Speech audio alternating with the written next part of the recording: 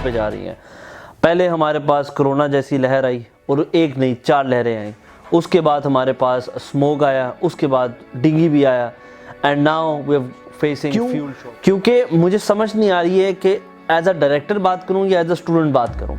As a director बात करता हूँ तो आई एम सर्टन अबाउट मेरे स्टूडेंट्स के फ्यूचर मुझे इतना ब्राइट नज़र नहीं आ रहा। नेट पे देखी थी कि जब बच्चे कोरोना आए थे तो वो ऑनलाइन पढ़ते थे और ऑनलाइन सोए होते थे, कैमरा बंद होता था, टीचर बोलती थी ये एजुकेशन नहीं है। टू बी ऑनेस्ट ये सिर्फ एक वो कहते हैं ना फर्जी आपने पढ़ा दी है, बस अपनी अटेंडेंस मांग कर दी। ये छुट्टियां आ रही हैं, मतलब आप 4 दिन छुट्टियां दे रहे हो, 3 दिन मैं बच्चों को पढ़ाऊंगा। अब कैसे मैं कैसे मैनेज करूंगा चीज़ों को।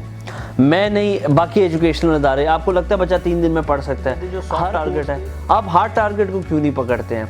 आप क्यों नहीं स्मोक की चीज़ों को पकड़ते हैं? आपने कभी लाहौर की ट्रैफिक देखी है? कभी लाहौर में आपने देखा कि कितना गंद फैल चुका हुआ है? हर शहर के अंदर पाकिस्तान के गंद से बस लास्ट चीज़ है। Now just see the flow. बच्चा पढ़ने आया, ऑनलाइन पढ़ाई ख़राब हुई।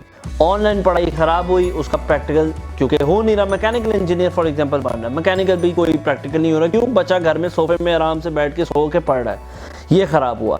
तीसरा, असाइनमेंट ऑनलाइन मिली, उसने छापा छुपा मार लिया, दोस्त से पकड़ लिया, ये हो गया। अस्सलाम वालेकुम, welcome to IME's official YouTube channel and welcome back to another session जहाँ पे हम डिस्कशन करेंगे अबाउट इन्फॉर्मेटिव आइडिया कि पाकिस्तान के हालात और इकनॉमिक्स कहाँ पे जा रही हैं।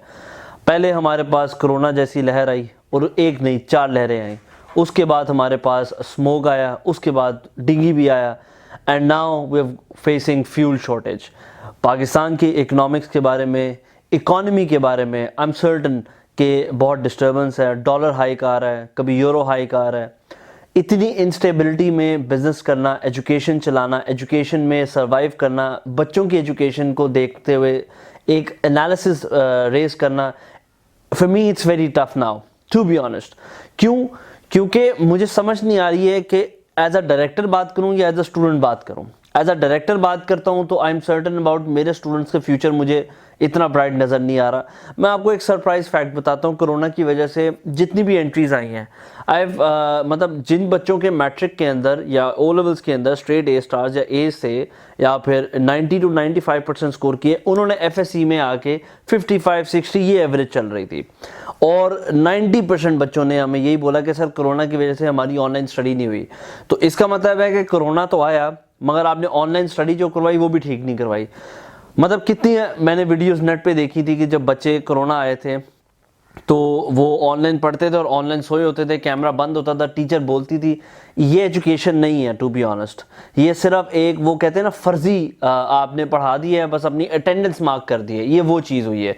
जितनी यूनिवर्सिटीज़ थी, जितने कॉलेजेस थे, जितने स्कूल थे, उन्होंने फर्जी एजुकेशन दी है कि अपने सिर से बोझ उतारा है कि हम मज़ीद पैसे खींच सकें पेरेंट्स से कि भाई देखिए जी हम तो पढ़ा रहे हैं ना आपके बच्चे को।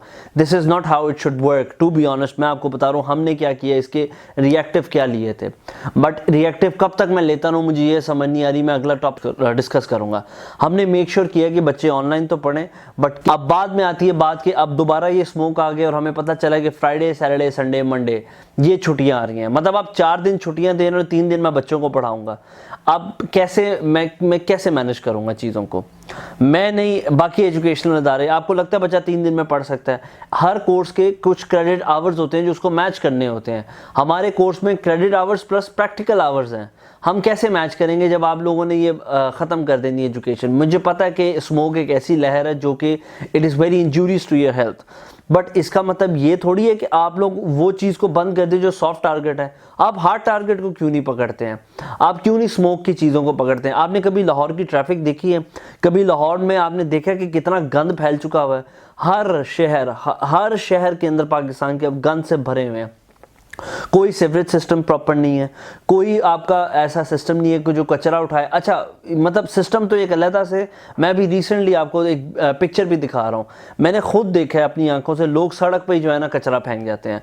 मतलब हुकूमत तो कुछ कर नहीं रही, लोग ऊपर से मजीद गंद डाल रहे हैं। तो इट्स अ टू वे गंद। ये तो होता है ना कि भाई आप गंदे हैं हम अच्छे हैं, नहीं, ये तो दोनों ही गंदे हैं। तो जब दोनों गंदे होंगे तो स्मोक आएगा ही आएगा। और पोल्यूशन इतनी ज़्यादा हो चुकी हुई है कि इस पोल्यूशन के अंदर खांसी लेना, मैं अभी भी बात करूँ तो मुझे खांसी आने की होती है। कब तक इस तरह चलेगा? आप लोग मुझे बता दें। या तो पाकिस्तान को, सिंपल सी बात है, रहने दें, फिर आप छोड़ दें सारे काम, उनको जो मुल्क आता है चाइना को दे दें। अगर आप लोगों से नहीं हो रहा, अगर करना है तो फॉर गॉड सेक इसको दिल से करें।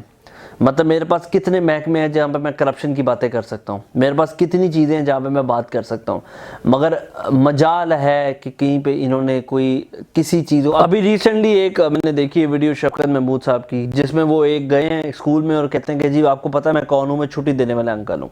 मतलब जब आप अपनी बच्चों को ये बता रहे हैं कि भाई मैं जब आऊँगा तो छुट्टी दूंगा मैं, आपको क्या लगता है कि ये होना चाहिए या फिर उनका ये बयान होना चाहिए कि बेटा पढ़ो और पढ़ने के तरीके कैसे हैं मैं आपको वो सिखाता हूँ। आज ऑनलाइन कैसे पढ़ना है, अपनी मेमोरी को कैसे तेज रखना है, अपनी प्रैक्टिकल कैसे करना है, आपने यूट्यूब पे कौन कौन सी वीडियोस देखनी है, आपने कैसे अपने आप को सिचुएशन के हिसाब से बदलना है।